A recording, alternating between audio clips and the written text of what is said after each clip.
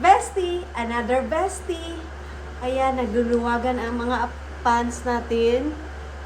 Kung dati hindi ko ito masuot-suot mga besties, pero ngayon, grabe na talaga. Kailangan na ng belt or kung ano-ano. Ayan, nahuhubaran na tayo mga besties.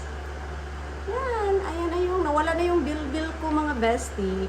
And alam nyo ba mga bestie, itong dress ko na to, 2022 ko pa yan nabili mga besties. Pero nasuot ko lang siya during pumunta ako ng Manila nung umattend ng The Method. Ang tagal ko bago nasuot ang dress na yan na super gustong gusto ko.